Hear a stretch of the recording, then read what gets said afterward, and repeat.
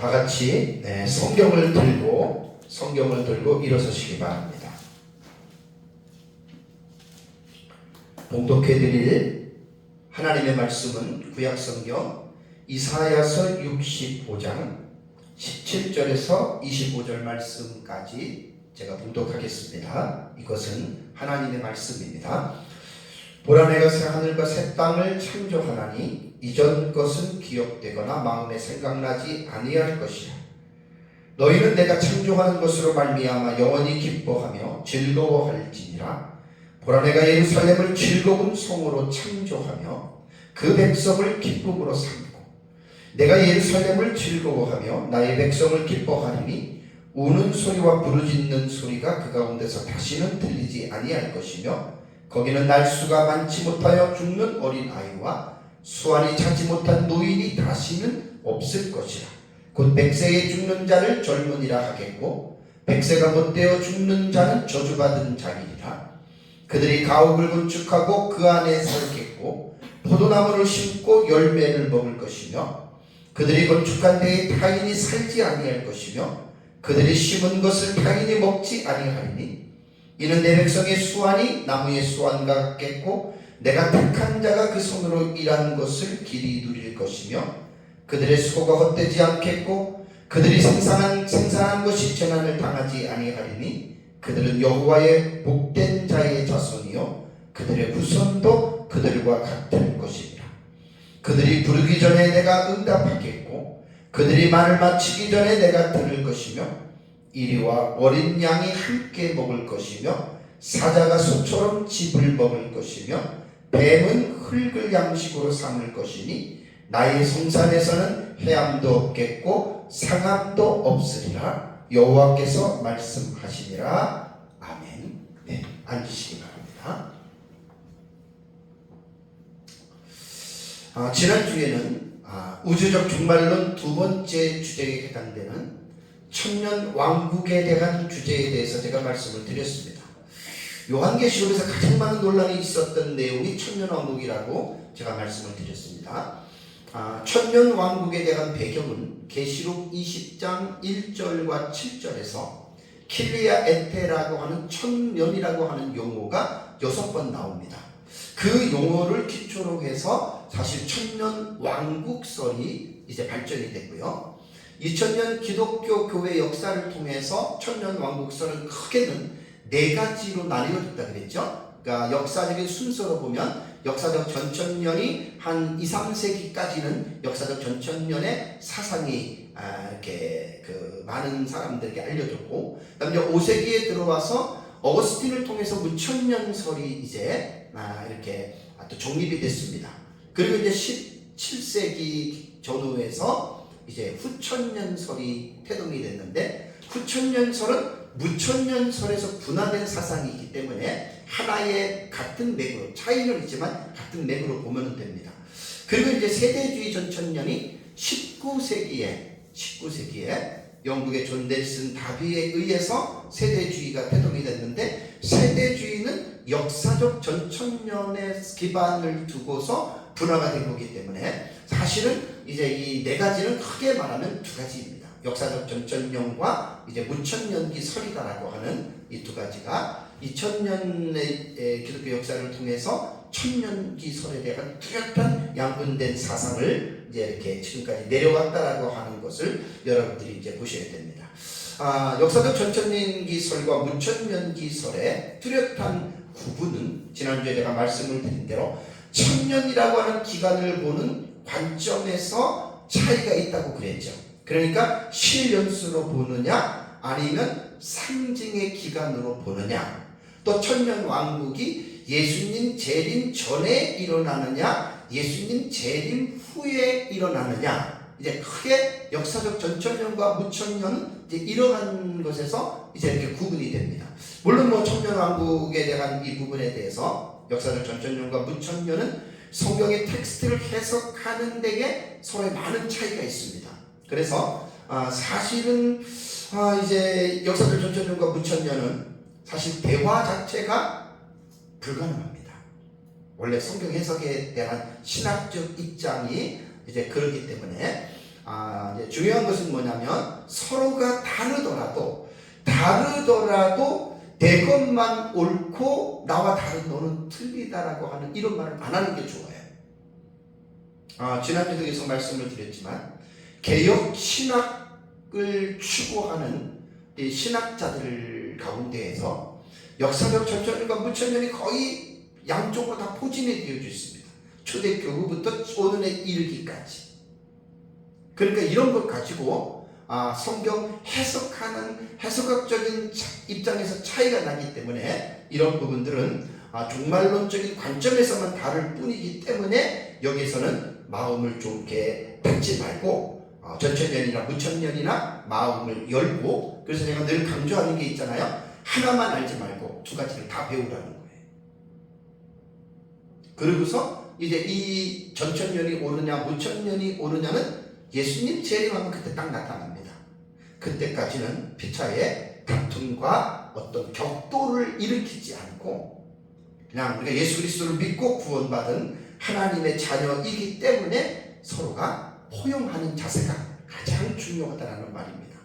뭐 한 40년부터 서구신학이 요한계시록의 사건을 해석할 때 이제 뭐 과거냐 역사주의냐 미래주의냐 이상주의냐 하나만 이제 고집하지 않습니다. 40년 전부터 이제 종합적인 해석이라고 절충주의 해석을 취하기 때문에 서로의 적은 점들을 모아가지고 이제 이렇게 해석하기 때문에 전과는 다르게 40년 전과는 다르게 이제는 그렇게 다툼들은 거의 없어요.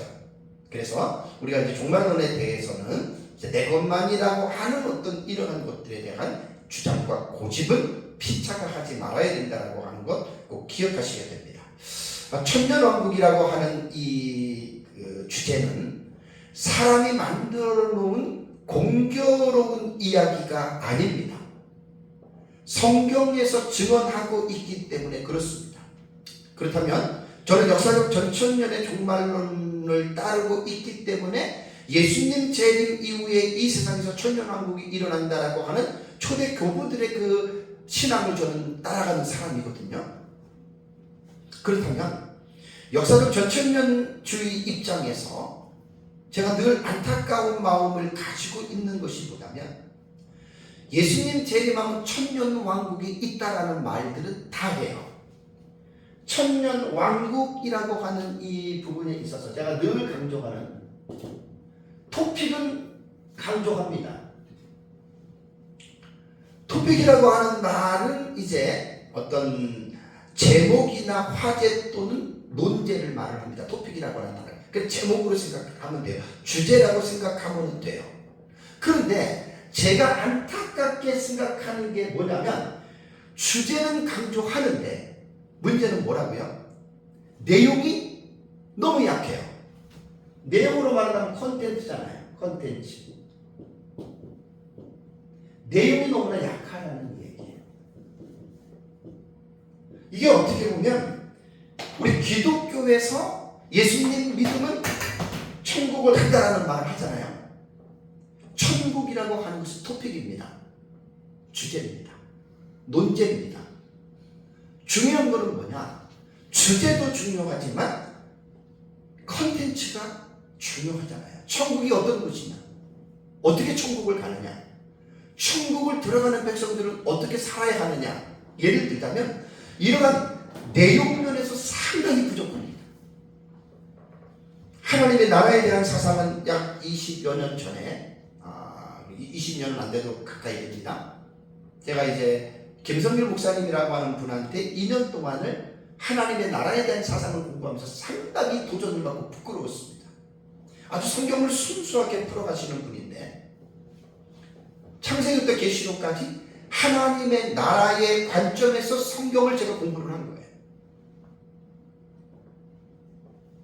대단히 중요한 주제입니다.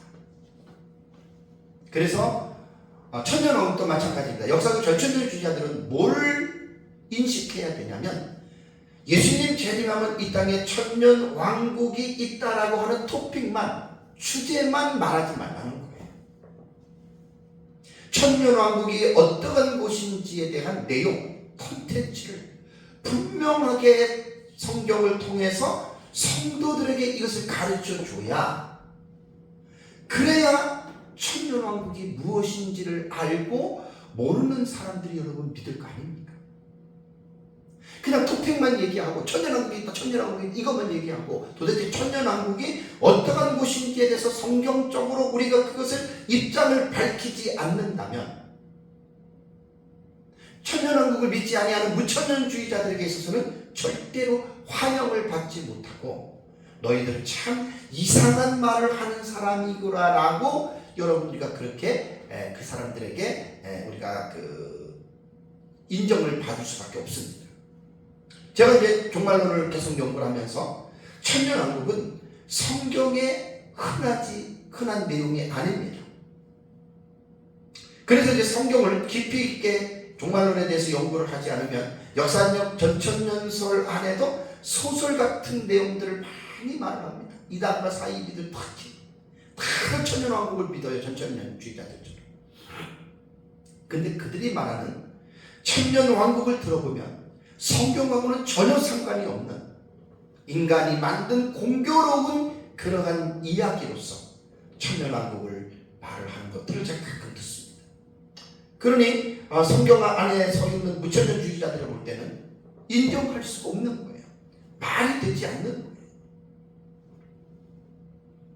저도 지금 천년왕국에 대해서 계속 연구하고 있지만 이제 완전하게 정리가 되지 않았기 때문에 저도 지금 계속 연구하고 있는 중입니다. 지난주에는 제가 천년왕국은 범죄 이전의 에덴 동산을 회복하는 것이라고 말씀을 드렸죠. 분명하게 역사적 전천년주의자들은 예수님 재림하면 이 땅에 천년왕국이 있습니다라고 말을 하는데, 그렇다면 천년왕국을 믿지 아니하는 자들이 왜 천년왕국이 있어야 합니까? 물어보면 뭐라고 얘기를 해야 되죠? 왜 천년왕국이 있어야 되냐고 물어보면 뭐라고 답을 해야 돼요? 그래서 제가 지난주에 천년왕국이 왜 있어야 되는지에 대해서 말씀을 드렸죠. 그것은 하나님께서 이 세상을 창조하신 그 의도를 이 세상에서 나타내시기 위함이라고 말씀을 드렸죠. 하나님이 창조하신 것을 보면은 에덴 동산의 동방에 에덴 동산을 창설하셨어요. 근데 그 에덴 동산은 아주 기간이 매우 짧은 기간이고 많은 사람들이 살았던 동산이 아닙니다. 왜냐하면 아담과 하와가 선악과를 따먹고 나서 에덴 동산에서 쫓겨나고, 그 에덴 동산은 이 지상에 존재하는지는 모르지만 인간이 찾을 수가 없는 곳이라고.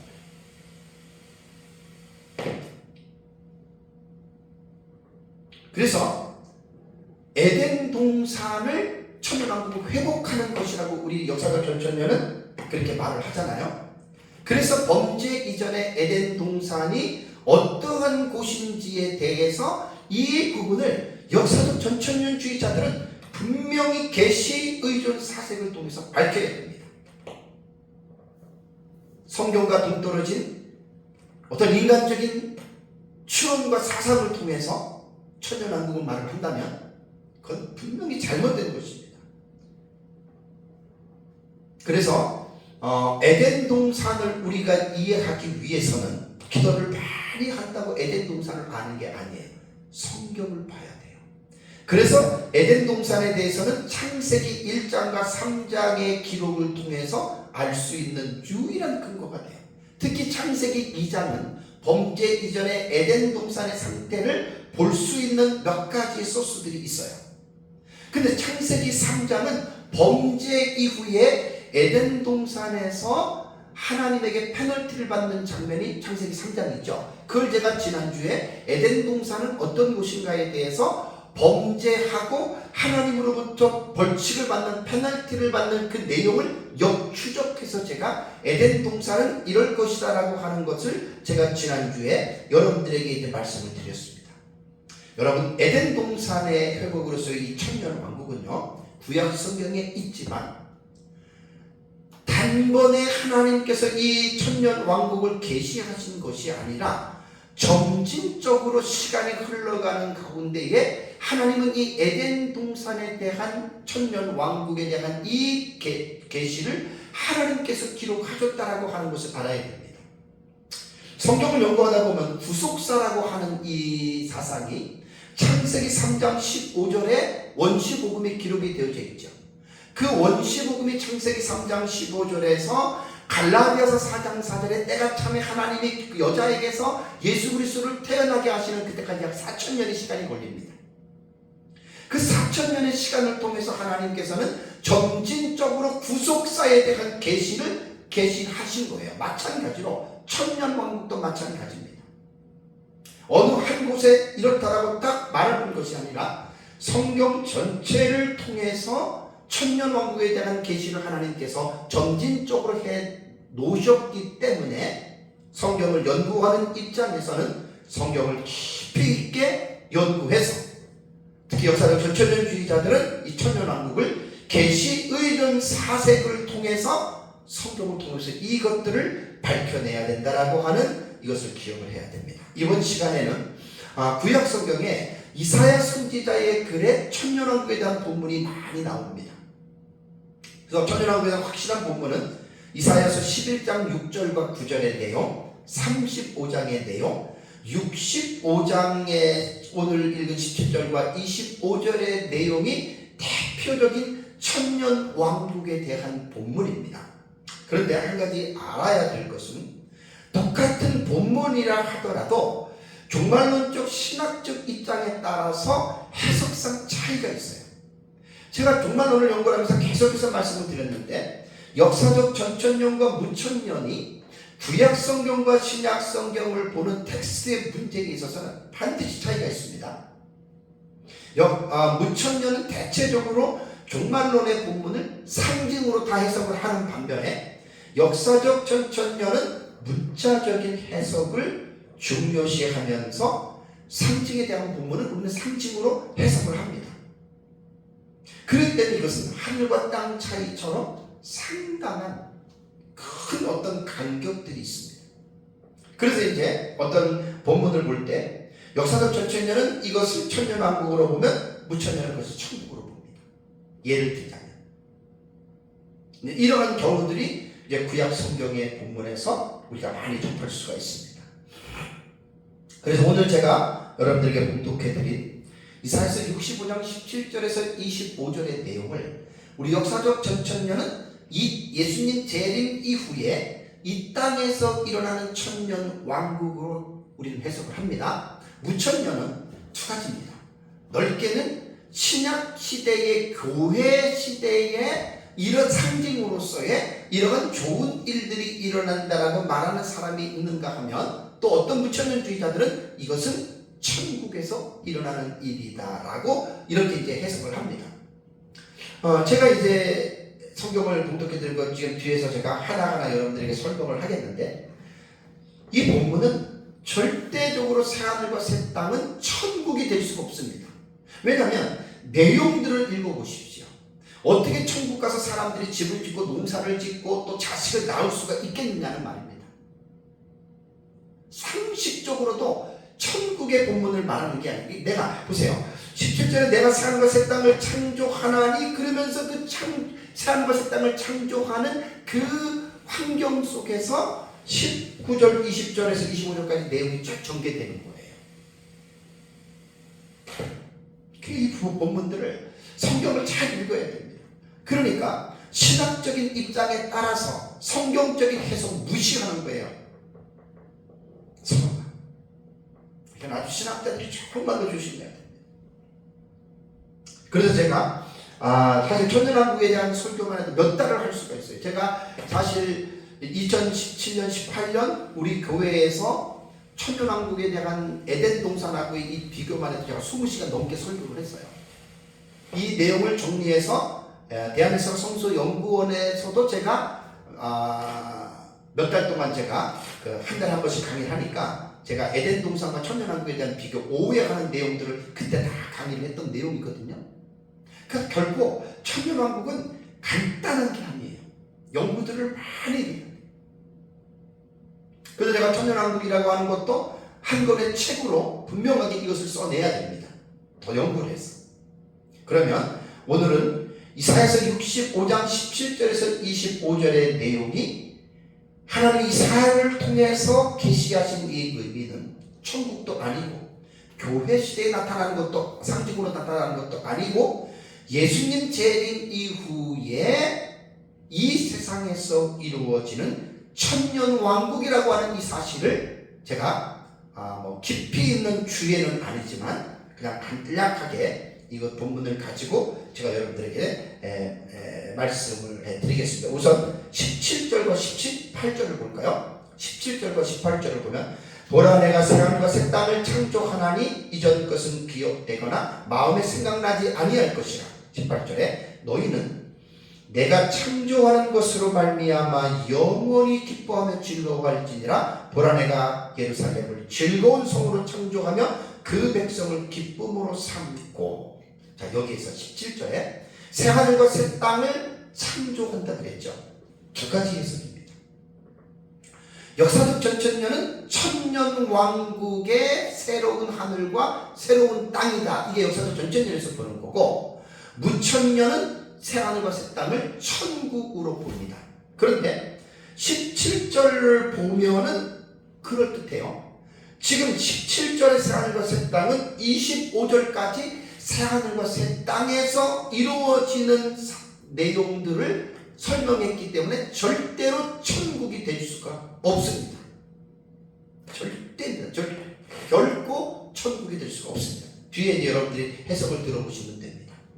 그래서 우리 역사적 전천년 입장에서는 왜 천년왕국을 새 하늘과 새 땅으로 이야기를 합니까? 이거 우리 전천년 신학 입장에서 제가 변증하는 거예요. 자, 예수님 재림하실 때가 요한계시록을 보면은 6번째 대접을 쏟을 때 예수님 재림하죠. 그리고 아마겟돈에서 지상에 모여있는 군대들을 심판하죠. 7번째 대접이 남았죠. 7번째 대접이 이 세상이 멸망하는 거예요. 세상 심판하는 거예요. 그래서 지구가 세 갈래로 갈라져요. 지구 안에 있는 지구에 대한 이 부분들을 생각을 하셔야 돼요. 내핵이 있고 외핵이 있고 그 다음에 여기가 뭐죠? 지각이고 여기를 멘틀, 멘틀이란 말이에요. 지금 이렇게 되어 있는 거예요. 내핵 속에 태양열과 맞먹는 육천도에 고여있고 외핵 속에 마그마의 물질이 있습니다. 지구가 세 갈래로 갈라져요. 그래서 완전히 지구는 폐허가 됩니다. 폐허, 없어지는 게 아니에요. 근데 그 폐허가 된 지구에서 천년왕국이 이루어져야 되는 거예요. 베드로 후서 3장 10절에도 사도 베드로도 그날에는 하늘이 큰 소리로 떠나가고 물질이 뜨거운 물에 풀어지고 땅과 그 중에 있는 모든 일이 드러나리라. 드러난다라고 하는 말은 불에 탄다는 거예요. 그러니까 하늘이 큰 소리로 떠나간다. 그러니까 하늘과 땅, 천지가 폐허가 된다는 거예요. 어떤 사람들은 이사야 65장 17절에 새하늘과 새 땅을 전천년주의자들도 계시록 21장에 나오는 새하늘과 새 땅과 같은 개념으로 보는데 그것은 옳지 않습니다. 전천년주의자들이 이렇게 봐요. 그래서 이제 계시록 21장과 22장을 천국으로 보지 않고 천년왕국으로 보거든요. 그건 동의할 수 있는 내용이 아닙니다. 역사적 전천년주의자들이 그렇게 해석을 하는데 계시록 21장과 22장은 천년왕국이 아니라 분명한 천국입니다. 그러니까 천년왕국과 천국은 똑같은 새하늘과 새 땅이라고 표현을 했어도 질이 다릅니다. 본질이 다릅니다. 그래서 천년왕국을 왜 새하늘과 새 땅이라고 이야기를 했냐면 폐허가 된 지구와 망가진 하늘을 다시 새롭게 여기는 무에서 유의 창조가 아니에요. 바라라고 하는 단어가 창세기 1장에서는 없는 것에서 있게 하신 무에서 유의 바라 창조이지만 여기 본문에서는 무에서 유의 창조가 아니라 있는 것을 새롭게 하는 새하늘과 새 땅이다. 이게 우리 역사적 전천년의 해석이에요. 자, 무천년주의자들은 이 말이 동의하지 않는 것 제가 알고 있어요. 자, 이제 뒤에부터 쭉 한번 보세요. 천국일 수 없습니다. 이것은 이 땅일 수밖에 없다라는 거예요. 그래서 하나님은 폐허가 된 지구와 하늘을 새롭게 리모델링하는 새하늘과 새 땅을 창조해서 거기서 이제 1000년 동안 왕국이 일어나게 하는데 17절에 또 뭐라고 했습니까? 새하늘과 새 땅을 창조하나니 이전 것은 기억되거나 마음에 생각나지 아니할 것이라. 다시 17절부터 25절까지를 깊이 주의하면 2시간도 부족해요. 간략하게만 제가 말씀을 드리겠습니다. 하나님이 창조하시는 이 새하늘과 새 땅은 이전 것은 기억되지 않는다. 마음에 생각나지 않는다. 왜 그런 줄 아세요? 이전에 우리가 살고 있는 이 처음 하늘과 처음 땅, 이 세상보다 하나님이 새롭게 만드는 새하늘과 새 땅은 너무 좋기 때문에, 너무 좋아서 이 세상은 기억되거나 생각나지 아니한다라고 하는 말입니다. 얼마나 여러분 좋으면 그러겠습니까? 여러분, 우리가 지금 살고 있는 지구촌을 생각해 보십시오. 문명의 이기로 인해서 지금 지구 전체가, 자연 생태계가 지금 몸살을 앓고 있어요.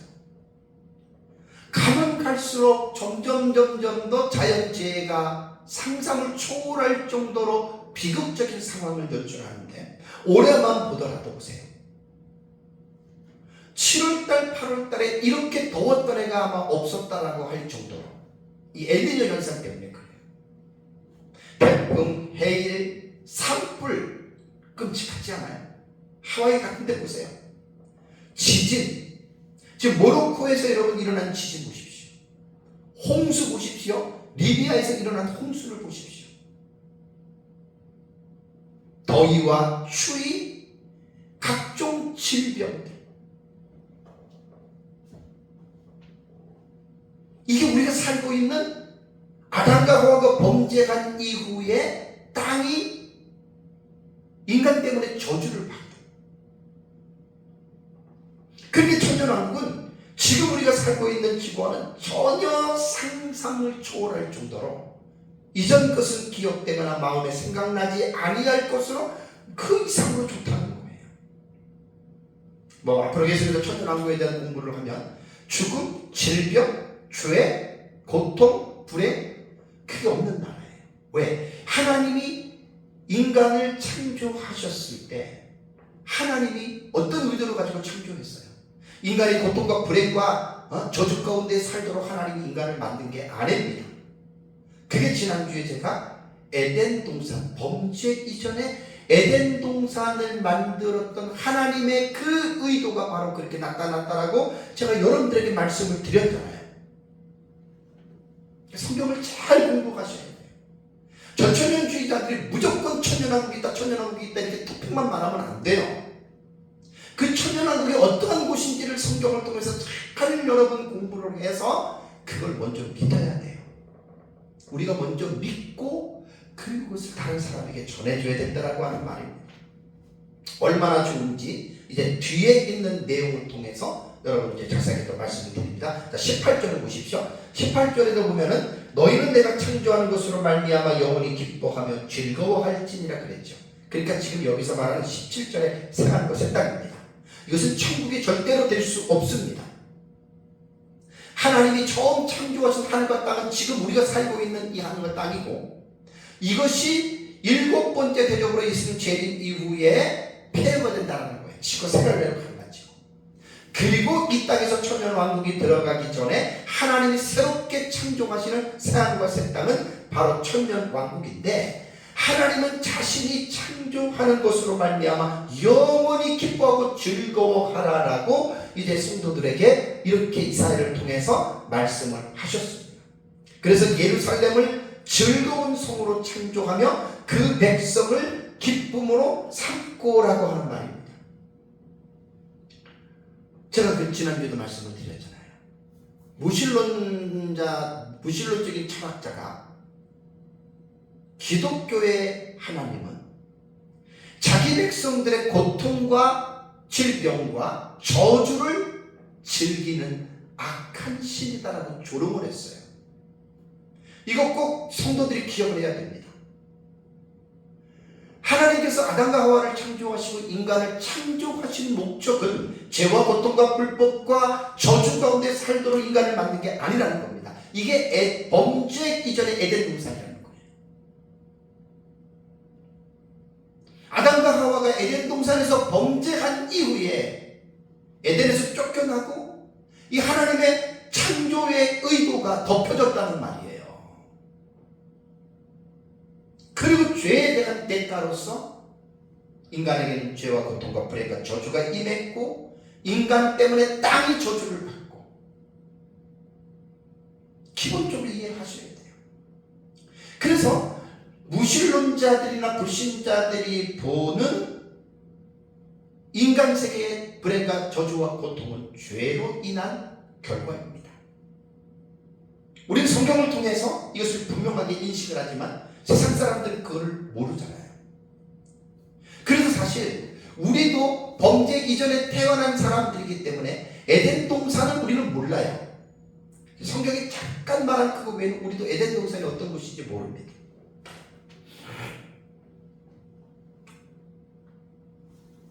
천년왕국의 이 세상은 불신자들이 없습니다. 그래서 이제 천년왕국에 대한 이 부분은 역사적 전천 안에서도 상당히 많이 갈라져 있어요. 너무 혼란스러워요, 사실. 제가 믿는 천년왕국은 불신자들 없습니다. 거긴 죄의 영향을 받지 않고 살아가는 천년 동안 사는 사회이고, 정말로 하나님 안에서 성령의 열매로 살아가는 그런 나라다. 그래서 하나님은 예루살렘을 즐거운 성으로 창조하셨다. 여기서 한 가지 우리가 이 참 오해를 많이 하는 세대주의자들에 대한 오해를 내가 한번 불식시켜 주기 위해서 여러분 제가 말씀을 제가 드리겠습니다. 자, 보십시오. 예루살렘이라고 하는 이 말은 구약적 배경 속에서 이스라엘 백성들을 이해시켜 주기 위해서 예루살렘을 즐거운 성으로 창조한다라고 말을 했고, 그 백성은 하나님의 선민인 이스라엘 백성이거든요. 그런데 구약시대의 예루살렘 성은 하나님의 도성이라고 말을 했고, 예루살렘 성 안의 성전에는 법궤의 하나님이 친히 임재하셨죠. 이게 구약적 개념이에요. 그리고 이사야 선지자는 구약적 개념을 가지고 천년왕국에 대한 이 부분을 지금 말하고 있는 거거든요. 그러니까 구약적 배경 속에서 우리는 이것을 이해해야 되는데, 천년왕국은 구약시대가 아니라 신약시대가 끝나고 예수 그리스도의 재림 이후에 일어나는 새로운 세계란 말이에요. 그러니까 새로운 세계의 입장에서 말을 하면 어느 누구도 그 말을 알아들을 수가 없어요. 성경을 깊이 있게 연구하지 않으면. 자, 제가 여러분들에게 말씀을 드리겠습니다. 자, 보세요. 7번째 대적으로 지구가 완전히 세 갈래로 갈라졌어요. 하늘도 일부러 파괴됐다고 봐요. 자, 새롭게 하나님이 창조할 때 여러분들은 어떻게 생각하십니까? 지금 우리가 살고 있는 이 세상과 똑같이 만들겠어요? 아니면 다르게 만들겠어요? 저는 절대로 지금 있는 이 세상의 모습으로 나는 하나님 창조한다고 보지 않습니다. 지난번에도 말씀을 드렸지만 노아 시대에 지구가 40일 동안 비가 와서 지구 전체가 물에 잠겨 있었어요. 그죠? 대격변의 그 시기가 있었단 말이에요. 그리고 노아 홍수 이후에 강이라든가 바다라든가 육지가 처음에 만들었을 때의 그 형상이 아니라고 대부분 과학자들은 이야기합니다. 저는 지금 우리가 살고 있는 이 지구에 대한 이 모양은 노아의 홍수 이후에 대격변으로 인해서 정말 여러분 불편하게 이것이 형성이 된 거예요. 근데 하나님이 다시 천년왕국을 만들고 있어 새하늘과 새 땅을 만드는데 그 불편하게 하나님, 저는 절대 그렇게 생각을 안 합니다. 세대주의자들은 문제가 뭐냐면 텍스트를 문자만 고집합니다. 여기 오늘 18절에 말한 것처럼 예루살렘 성을 즐거운 성으로 창조하며 그러니까 마치 천년왕국의 세계는 지금처럼 모든 민족들의 이러한 지구를 만들어 놓고 예루살렘 성을 또 하나님이 만드는 것처럼 생각을 해서 세대주의자들은 예루살렘에서 이제 유대인들이 거기에서 이제 주인공이 되고 거기에서 성전이 세워지고 다시 구약 시대의 피제사, 짐승의 제사를 드려진다라고 말을 하는데 이거는 성경을 너무 몰라도 모르는 처사에서 나온 해석입니다. 절대로 이걸 우리가 동의할 수 없습니다. 자, 보십시오. 제가 보는 관점은 성경을 통해서 볼 때 7번째 대접으로 지구가 폐허가 되어 다시 이사야 65장 17절 말씀대로 새하늘과 땅을 창조해요. 지금처럼 이 불편한 구조로 만들 리가 없잖아요. 그럼 홍수 이전의 상태로만 하나님이 만든다고 봅니다. 그런데 그걸 아는 사람은 한 사람도 없어요. 원래 지구는 전부 다 이게 지금처럼 5대 6대지로 갈라진 게 아니라 다 하나로 연결됐다고 그러잖아요. 과학자들 말하는데 그게 일리가 있어요. 그래서 정확한 성경이 없기 때문에 그것까지는 제가 말씀을 드릴 수는 없고요. 그래서 하나님께서 만드시는 이 천년 왕국의 새하늘과 새 땅은 보세요. 지구 자체가 여기는 불신자가 없기 때문에 지구 자체가 예루살렘 성으로 하나님이 보는 거예요. 이 해석이 가장 나는 건강한 해석이라고 봅니다. 지구를 지금처럼 5대양 6대를 만들어 놓고 또 이스라엘 백성들이 사는 곳만 딱 만들어 놓고 거기서 마치 율법이 나오고 거기서 제사를, 이거는 넌센스예요. 그래서 새롭게 만드는 지구 자체가 예루살렘 성이다. 왜? 거기는 믿는 자들만 들어가는 하나님의 백성들이 있기 때문에 그것을 구원받은 성도들을 이제 지구 자체를, 천년왕국 자체를 나는 예루살렘 성으로 창조하고 그 구원받은 사람들이 사는 천년왕국을 하나님께서 그 백성을 기쁨으로 삼았다라고 이렇게 우리는 해석하는 것이 가장 옳다고 봅니다. 자, 그 다음에 천년왕국은 어떤 곳이냐? 19절을 볼까요? 19절을 보시면 내가 예루살렘을 즐거워하며 나의 백성을 기뻐하리니 우는 소리와 부르짖는 소리가 그 가운데서 다시는 들리지 아니할 것이라. 이게 예루살렘을 즐거워한다. 이게 천년왕국이거든요. 나의 백성을 기뻐하는데 천년왕국에서는 우는 소리와 부르짖는 소리가 그 가운데서 들리지 않습니다. 여러분, 이 세상은 어떻습니까? 죄악된 세상에서는 태어날 때부터 두려움과 공포와 생존하기 위해서 우리는 엄청난 불행과 질병들을 겪지 않습니까? 교통사고라든가 자연재해라든가, 특히 우리나라 같은 경우는 지금 묻지마 살인들이 많이 일어나잖아요. 천년왕국은 전혀 그러한 죄악된 요소들이 결코 일어나는 것이 아닙니다. 그러니까 염려할 일이 없어요. 천년왕국의 사회는 우는 소리와 부르짖는 소리가 전혀 들리지 않는다. 오해를 하면 안 될 것이 천년왕국은 천국이 아니에요. 천국과 비교한다면 천년왕국은 아무것도 아닙니다. 천국은 상상을 초월할 정도로 부활체가 들어가서 살아가는 영원한 곳이기 때문에 천년왕국과는 비교가 안 됩니다. 자, 그래서 천년왕국은 슬픔과 불행이 없는 나라다. 그걸 잘 기억하십시오. 본문의 말씀을. 다음에 20절 볼까요? 20절. 거기는 천년왕국 말한다. 새하늘과 새 땅.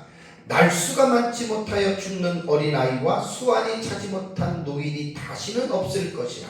곧 100세에 죽는 자를 젊은이라 하겠고 100세가 못되어 죽는 자는 저주받은 자이리라 라는 말이 나오죠. 자, 천년왕국은 말 그대로 1000년 동안만 유지되는 나라입니다. 1000년이 차면 그 나라 없어집니다. 그 유한한 나라란 말이에요. 근데 여기에서 100세에 죽는 자를 젊은이라 하겠고 100세가 못되어 죽는 자를 저주받은, 이 말은 뭐냐면 죽음이 없다는 얘기예요. 100세 때 죽는 자가 있다, 그 말이 아니에요. 인생에 있어서 죽음은 사람들을 낙심과 절망으로 떨어뜨리게 만들지, 사랑하는 사람들과 이별의 고통은 이루 말할 수 없는 것입니다. 특히 자녀들 어릴 때에 잃어버리거나 배우자를 정말 결혼한 지 얼마 안 돼서 잃어버릴 때에 그 고통은 이루 말할 수가 없습니다. 그래서 죽음은 인간으로 하여금 아픔과 슬픔을 가져다가 줘요. 특히 자녀가 죽으면 부모의 가슴에 묻는다고 할 정도로 죽음은 인간에게 고통과 절망을 줍니다. 그러나 오늘 본문에서 말씀은 천년왕국에는 죽음이 없다라는 거예요. 아담과 하와가 범죄하고 지금까지 죽지 않는 사람 봤습니까? 히브리서 9장 21절 말씀처럼 한 번 죽는 것은 사람에게 정하신 것이요 그 후에는 하나님의 심판이 있다 그랬죠. 다 죽는 거. 근데 하나님이 새롭게 창조하는 새하늘과 새 땅은 죽음이라고 하는 것이 없다는 겁니다. 1000년 동안. 그렇다면 천년왕국에서 삶을 21절과 23절을 볼까요? 자, 21절과 23절을 보십시오. 그들이 가옥을 건축하고 그 안에 살겠고 포도나무를 심고 열매를 먹을 것이며 그들이 건축한 데에 타인이 살지 아니할 것이며 그들이 심은 것을 타인이 먹지 아니하리니 이는 내 백성의 수완이 나무의 수완과 같겠고 내가 택한 자가 그 손으로 말한 일한 것을 길이 누릴 것이며 그들의 수고가 헛되지 않겠고 그들이 생산한 것이 재난을 당하지 아니하리니 그들은 여호와의 복된 자의 자손이요 그들의 후손도 그들과 같을 것입니다. 21절과 23절이 이루어지는 환경은 17절에 새하늘과 새 땅에서 이루어지는 거예요. 21절과 23절을 잘 보면 절대 천국이 될 수 없습니다. 자, 하나씩 볼까요? 21절을 보면 그들이 가옥을 건축하며 그 안에 살겠고 포도나무를 심고 열매를 먹을 것이며 본문 천우 문맥을 잘 살펴보면 천국에서 이루어지는 일이 아님이 분명합니다. 그래서 이제 21절과 23절의 내용을 가지고 무천년주의자들은 힘을 잃어버려요. 고집을 못해요. 그런데도 고집하는 사람들이 있다는 거예요. 22절과 23절을 보면 개인의 권리가 보호가 됩니다. 자, 22절에 그들이 건축한 데에서 타인이 살지 아니할 것이며 그들이 심은 것을 타인이 먹지 아니하리니 그랬죠. 또 21절과 3절에 내가 택한 자가 그 손으로 일하는 것을 누릴 것이며 23절에 그들의 수고가 헛되지 않겠고 그들이 생산한 것이 재난을 당하지 아니하리니. 여러분, 이 세상은 어떻습니까? 아침에 일찍 일어나고 늦게 누우며 수고의 떡을 먹음이 헛되다는 말이 시편에 있지요. 내가 부지런히 일하고 부지런히 내가 고생해서 모아놓은 것을 다른 사람이 와서 채가지요. 이 세상은 그런 곳이에요. 그런 불합리한 곳이 개인의 권리가 보호가 되지 아니하는 세상, 죄악된 세상에서 여러분 우리는 살아가고 있습니다. 천년왕국은 그렇지 않다는 거예요. 개인의 권리가 보호되는 나라입니다. 아담의 범죄 이후에 이 세상은 약육강식의 구도 아래에 처하였지. 짐승뿐만 아니라 인간도 마찬가지예요. 약자와 빽이 없는 사람들은 손해를 보면서 우리는 지금 살아가고 있습니다. 세상에서 수고한 대로 낙을 누리지 못하고 그 수고가 사라져버리는 경우가 얼마나 많습니까? 올해도 과일값이 이렇게 비쌌던 해가 아마 없다 할 정도로 너무너무 모든 과일값이 비싸요.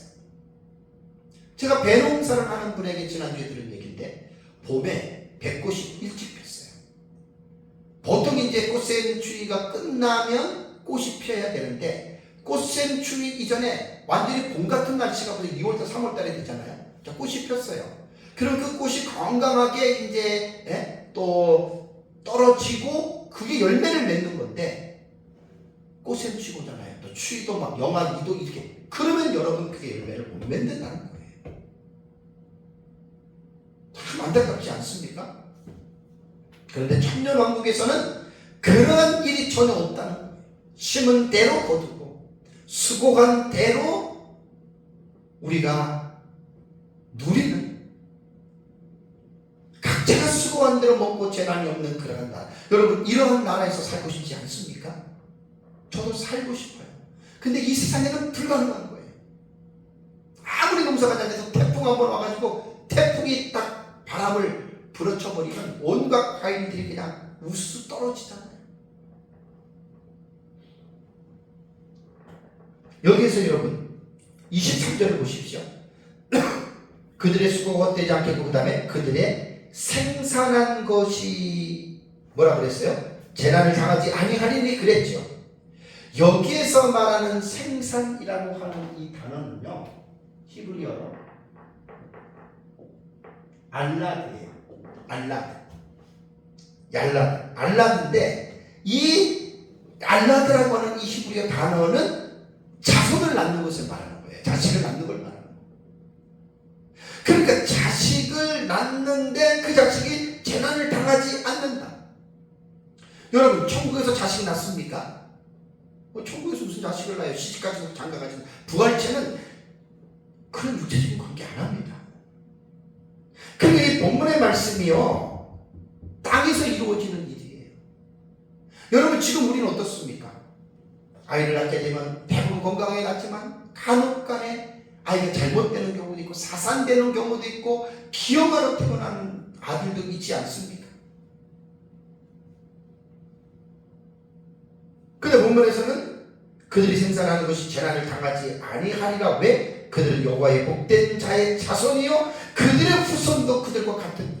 왜? 천년왕국은 믿는 자들만 들어가요. 일부 전천년주의자들이 오후에도 말씀을 드리겠지만 천년왕국에 불신자가 들어가야 된다. 왜 들어가야 되느냐? 이제 계시록 20장에 보면 곡과 마곡의 반란이 일어나거든요. 그 성경을 잘못했어요. 다음에 22절 볼까요? 이는 내 백성의 수완이 나무의 수완 같겠고 그랬죠. 우리는 시편에 보면은 모세가 뭐라고 했습니까? 인생의 연수가 강건하면 70이요 80이라고 했죠. 지금은 100세까지도 살 수 있기 때문에 그건 소수입니다. 100살까지 사는 사람들은 소수입니다. 다 그렇게 사는 게 아닙니다. 7, 80 정도면 적절하게 사람이 살다가 죽는 거거든요. 그런데 내 백성의 수완이 나무의 수완과 같겠다라고 하는 말은 말 그대로 1000년 동안 살 수 있는 수명을 하나님이 허락하는 거예요. 어떤 분의 글을 보니까 오대산 거목들의 숲을 걸었는데 평균 수령이 나무들이 500년을 넘긴 나무들이 빽빽한 숲을 이루고 있다고 그래요. 언제 한번 제가 오대산을 가게 되면 한번 이 숲을 걸어보고 싶습니다. 그런데 이분의 말에 의하면 그 중에 1000년이 넘는 세월 동안 그 산을 지켜온 나무들도 수다히 있을 것이라고 말을 하더라고요. 아담과 하와가 범죄하고 나서 즉각적으로 인간의 수명이 70과 80으로 단명이 된 것이 아니라 노아 시대 전까지는 1000살 가까이 살았잖아요. 가장 오래 산 사람이 무드셀라가 969세까지 살았고 아담이 930세를 살았고 거의 950세, 60세, 70세 정도를 노아 홍수 이전까지는 살았단 말이에요. 사실 아담과 하와가 지난주에 말씀드린 것처럼 에덴 동산에서 선악과를 따먹지 않았다면 지금까지도 죽지 않고 살 수 있었다는 결론이 나옵니다. 그러니까 하나님이 인간을 창조할 때 죽음을 보게 창조한 게 아니에요. 또 범죄했다고 해서 인간이 죽음이라고 하는 것은 소멸과 멸절의 개념이 아니라 그랬어요. 왜냐하면 마지막 날에 죽었던 육체가 다시 하나님이 살리잖아요. 죄를 짓던 안 짓던 인간은 영원히 살아가는 존재로 하나님이 만드십니다. 그래서 하나님의 나라에 들어가는 사람은 영원한 복락을 천국에서 누리는 것이고 지옥 가는 사람은 영원한 고통을 누리면서 지옥에서 사는 거예요. 그래서 천년왕국에 사는 자들은 다 모두가 복된 자의 자손들이다라고 이렇게 말을 합니다. 다음에 24절 볼까요? 천년왕국은 어떠한 왕국이죠? 그들이 부르기 전에 내가 응답하겠고 그들이 말을 마치기 전에 내가 들을 것이며. 여기서 하나님과 인간 간의 소통입니다. 커뮤니케이션입니다. 우리가 이 세상에 살면서 하나님과의 교통이 잘 안 되면 영적으로 답답하고 불안한 삶을 살아가게 되죠. 이게 가장 우리가 안타까워. 그러나 천년왕국에서는 하나님과의 교통에 막힘이 없이 이루어지는 나라라고 오늘 본절에는 말을 하고 있습니다. 범죄 이전에 에덴 동산에서는 아담과 하와가 하나님과의 교통 가운데 정상적인 교제의 삶을 살았습니다. 하나님은 영이시지만 아담과 하와가 영이신 하나님을 늘 배우면서 에덴 동산에서 살았죠. 근데 죄를 짓고 난 이후에 하나님과의 관계가 단절되고 하나님과의 교제도 끊어진 거예요. 이게 영적인 죽음이라는 거예요. 범죄 때문에. 하나님과의 관계의 불통이 인간에게 최고의 비극입니다. 왜냐하면 사람은 하나님이 창조하셨고 하나님이 창조하신 목적은 하나님과의 정상적인 관계, 커뮤니케이션입니다. 관계를 통해서 그를 영원토록 즐거워하면서 살아가도록 하나님이 인간을 만들었는데 범죄 때문에 하나님과의 관계 의사소통이 단절되었다는 말입니다.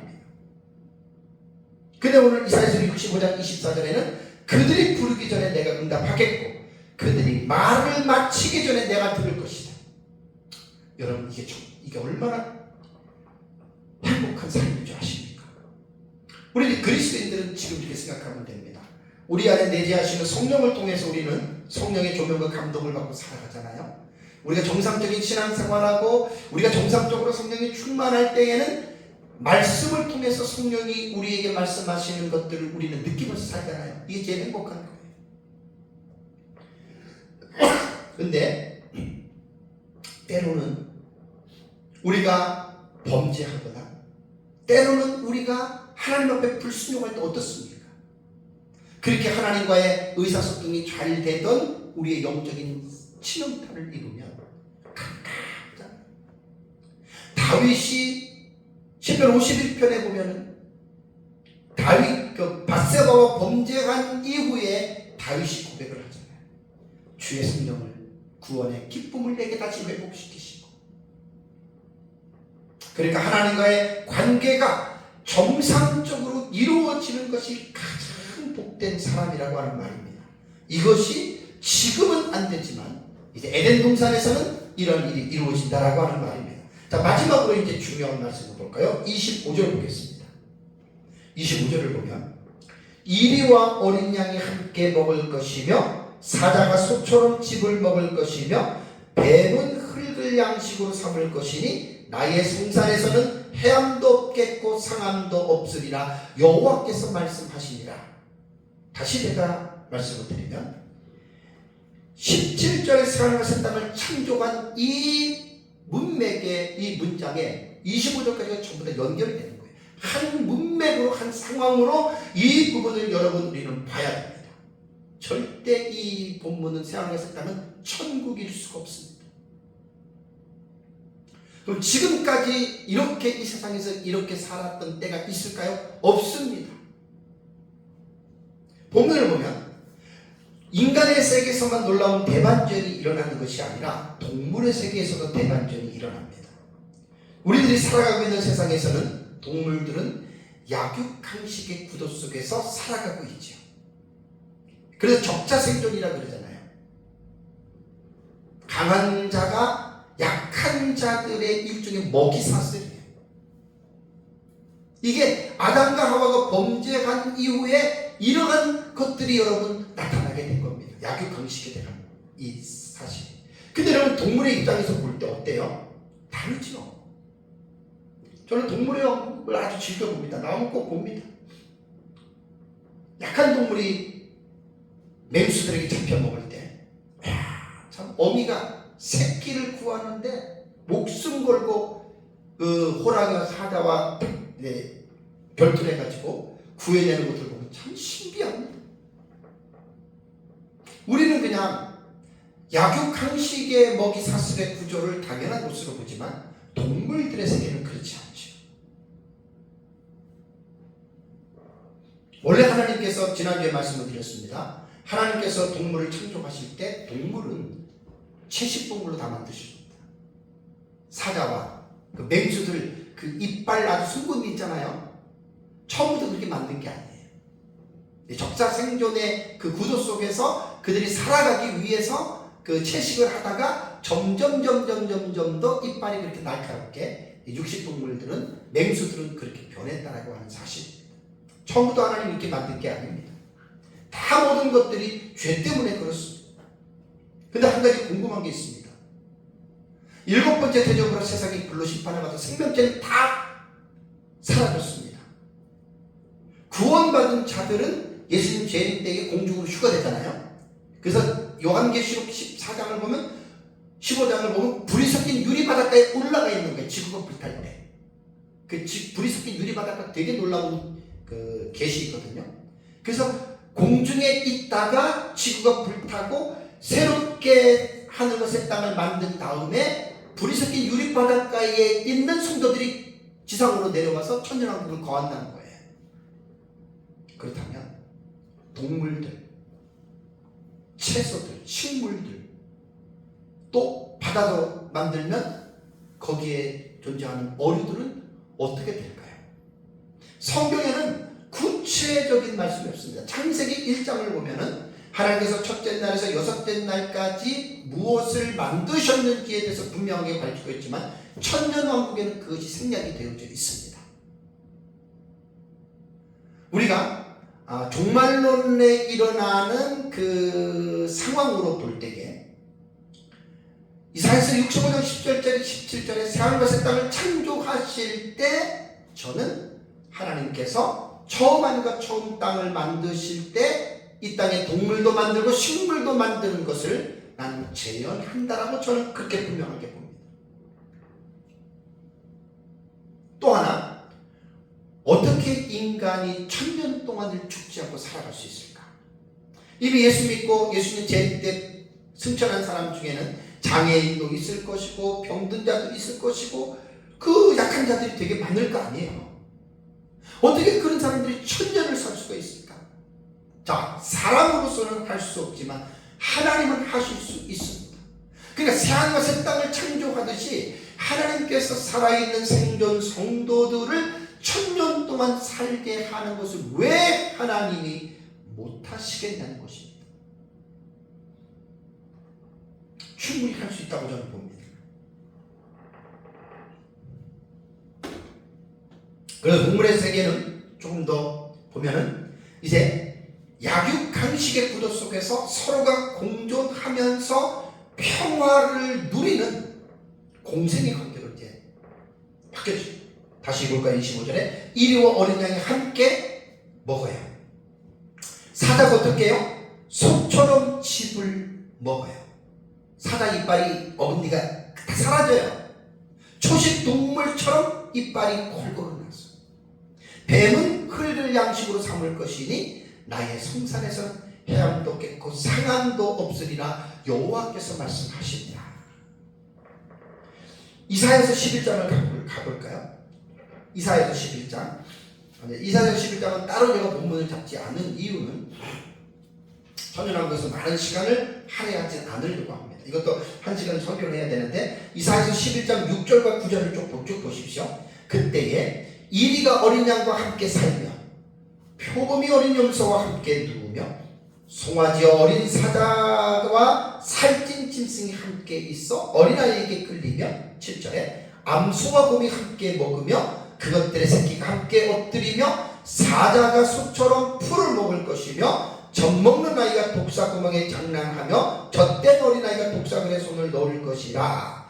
내 거룩한 산 모든 곳에는 해둔도 없고 상한도 없을 것이니 이는 물이 바다를 덮음같이 여호와를 아는 지식이 세상에 충만할 것이며 천국 아니에요. 이게 바로 예수님 재림 이후에 이 세상에서 이루어지는 천년왕국입니다. 물이 바다를 덮음같이 여호와를 아는 지식이 세상에 충만하면 모두가 다 예수 믿는 사람들만 천년왕국에 산다 그 말입니다. 평화롭게 공존하는 관계로 짐승의 세계도 바뀌어진다 이 말입니다. 나의 생산에는 해함도 없고 상함도 없으리라 여호와께서 말씀하시니라. 그러니까 천년왕국은 지금처럼 약육강식의 구도가 아니에요. 공존하는, 공생하는 관계예요. 오후에 제가 천년왕국과 에덴 동산에 대한 비교 분석에 대해서 좀 더 자세하게 이 부분들은 여러분들에게 말씀을 드리겠습니다. 사랑하는 성도 여러분, 이사야서 65장은 천국을 말하는 본문도 아니고 교회사 시대의 상징으로 풀어갈 말씀도 절대 아닙니다. 예수 그리스도의 재림 이후에 이 세상에서 이루어지는 새 하늘과 새 땅인 천년왕국의 본문이라고 하는 사실을 꼭 기억해야 되고, 65장 새하늘과 새 땅은 계시록 21장에 나오는 새하늘과 새 땅과는 같은 곳이 아니라 분명히 다릅니다. 계시록 21장에 나오는 새하늘과 새 땅은 우리가 믿는 천국이라고 하는 사실입니다. 우리 역사적 전천년주의자들 입장에서 천년왕국에 대한 토픽만 강조하지 말고 뭐 천년왕국이 있다 천년왕국이 있다 이것만 소리 지르지 말고 컨텐츠를 자꾸만 얘기를 해줘야 돼요. 내용을 얘기를 해줘야 됩니다. 천년왕국이 어떠한 곳이고 그러면서 이러한 내용을 분명하게 여러분 우리가 사람들에게 말해줄 때 많은 사람들이 천년왕국이 어떠한 곳인지를 알고 이 천년왕국을 기대하면서 믿음으로 소망 가운데에 살아갈 것입니다. 그래서 저와 여러분들은 천년왕국에 대한 분명한 확신과 믿음을 가지고 살기 때문에 이 땅에 사는 날까지 예수님 재림을 우리가 준비하면서 거룩한 삶으로 신부단장의 삶을 살아가시기를 주님의 이름으로 축복합니다. 다 같이 함께 기도하겠습니다.